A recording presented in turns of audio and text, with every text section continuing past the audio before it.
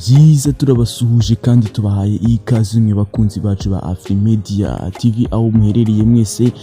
Uyu ni umwanya w'amakuru yacu tuba tugenda tubasangiza abari kugenda avugwa mu bitangazamakuru bigiye bitandukanye. Ahanini twebwe ubusanga twibanda mu myidagaduro. Ibihe byiza rero wowe wakoze subscribe, ibihe byiza wowe bana natwe 5 kuri 5 tukubwira duti komeza kubana n'amahoro y'Imana aho uherereye hose. Ni ibiki rero biri kugenda bivugwa kuri iki gitaramo cy'uyu muhanzi The Ben kigiye kuba cyaba kuri iyi tariki 6 Kanama muri uyu mwaka turimo wa 2022. Ni igitaramo rero gitegerejwemo n'abantu benshi cyane, aho batangiye kuvuga yuko n'amatiki yatangiye kuba yagurwa, kandi ikindi kiyongereyemo agashya karimo muri iki gitaramo cy'uyu muhanzi The Ben kigiye kuzaba kuri iyi tariki 6 Kanama z'uku kwezi kukurikiyeho. Urumva ko ni vuba ahangaha. Ni igitaramo rero agashya kiyongereyemo nuko ngo bagiye kuba banashyiramo na transport, ngo abantu bazitabira iki gitaramo ngo rwose bagiye no kuba abana bategera imodoka zizabazana ngo zikanabasubiza naho aba akuye. Nibyo rero tugiye kurebera hamwe. Iyi ni Afrimedia TV, tukwibutsa kuba wakora subscribe kugira ngo tujye tubasha kuba twasangira aya makuru abari kugenda avugwa mu bitangazamakuru ubu bigiye bitandukanye.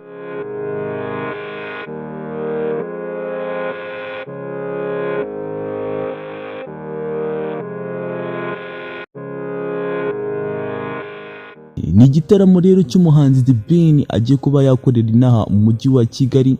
Kuvuga yuko ari iminsi mike rwose iri imbere iki gitaramo cy'imbaturamugabo kikaba cyatangira, kandi kikaba gitegerejwe n'abatari bake, usibye ko abantu bo mu ngeri zose yaba abana abakuru ngo bagiye ngo kuzakitabira ngo mu buryo bwose, ngo bitewe ngo n'urukundo bakunda uyu muhanzi The Ben. The Ben rero uyu ni umuhanzi w'Abanyarwanda kuva yatangira uyu muziki ngo ntiyigize na rimwe atenguha n'abakunzi be, ngo ndetse n'ibikorwa bye ngo ntibasibye kutabishyigikira umunsi ku wundi. Ni nayo mpamvu rero ngo yaretse gahunda ze zose maze agafata icyemezo agakomeza gutanga ibyishimo ku bakunzi be, ari nabyo agiye kuba yabereka kuri iyi tariki 6 Kanama uyu mwaka wa 2022. Bitewe rero nuko iki gitaramo gifite umwihariko ndetse n'abagitegura bakaba bifuza ko cyakitabirwa na buri umwe wese bitewe n'insanganyamatsiko yacyo, ngo hashyizweho uburyo bwo kuzatwara abantu bose ngo bazitabira iki gitaramo ngaho bariho hose, ngo yaba bazaturuka i Kigali ndetse n'abazaturuka hanze ya Kigali, ndavuga mu ntara.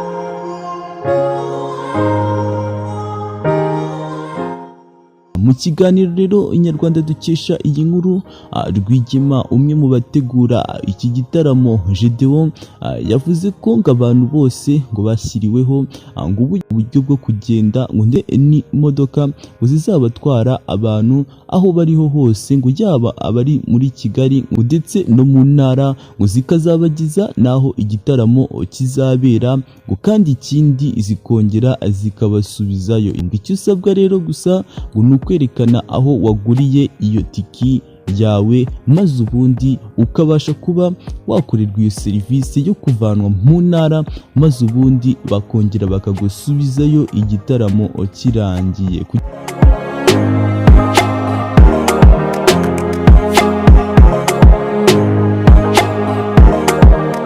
Ku bijyanye rero n'ikibazo kijya kibaho ngo imodoka zigatwara abantu, ariko mu gihe cyo kubasubizayo ngo izo modoka zikabura, Rwigema Gedeon yakomeje abwira iki kinyamakuru ko icyo kibazo ko babashije kuba bakibonera umuti, ndetse ko ibyo ngo bitazabaho ngo kuko buri modoka izaba ifite umugenzuzi wayo. Yagize ati nibyo koko n'icyo kibazo twagitekerejeho, imodoka izajya iba ifite coordinateur wayo ku buryo aho iparitse ariho izajya ihagurukira, kandi ngomba guhaguruka ari uko abantu baje muri iyo modoka bayirimo.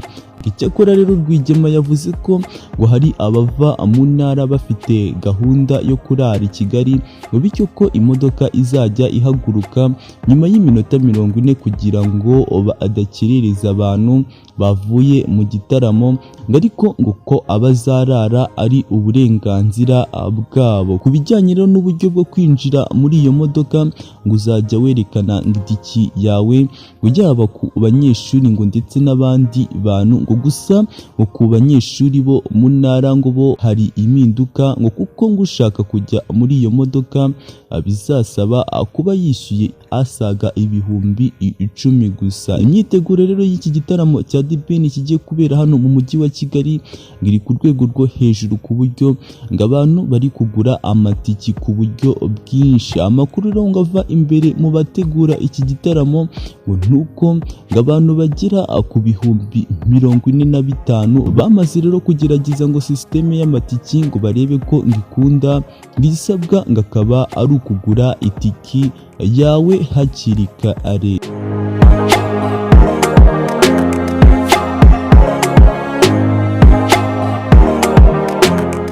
Ku bijyanye rero n'imyiteguro y'uyu muhanzi The Ben uri kwitegurwa muri iki gitaramo, Rwigema yavuze ko ngari kwitegura kurushaho uko yiteguye mbere yaho hose, ngo ndetse kandi ngazanafashwa n'itsinda rya Symphony Band ngo izamufasha, ngo naryo ngo imyiteguro ngigeze kure, ngo abandi bahanzi barimo na Bushari ngo nabo ngo imyiteguro bayigeze kure.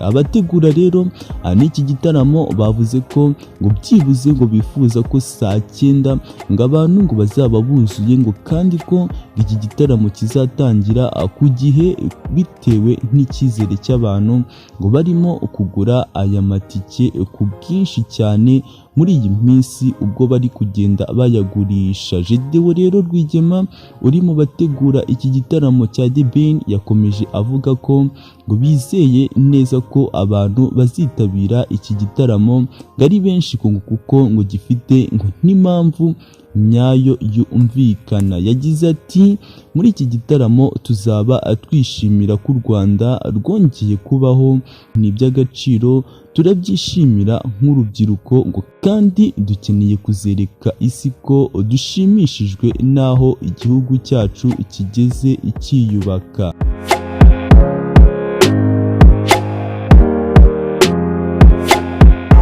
Rero The Ben akaba ategerejwe inaha mu mujyi wa Kigali nyuma yo gutaramira muri Sweden, aho afiteho naho igitaramo kizaba kuri 30 Nyakanga muri uyu mwaka turimo. Ni igitakomeje kuba cyavugwa cyane mu bitangazamakuru bigiye bitandukanye, aho kigiye kuzaba kuri iyi tariki 6 Kanama muri uyu mwaka 2022, bazaba ari ku munsi wo kuwa gatandatu. Aya ni amakuru ari kugenda avugwa mu bitangazamakuru bigiye bitandukanye, naho iyi ngiyi ni Afrimedia TV. Mwibagirwe kuba wakora subscribe kugira ngo tujye tubasha kuba twasangira aya makuru aba ari kugenda avugwa mu bitangazamakuru bigiye bitandukanye. Turabashimiye rero tugira duti mukomeze kubana n'amahoro y'Imana aho muherereye mwese.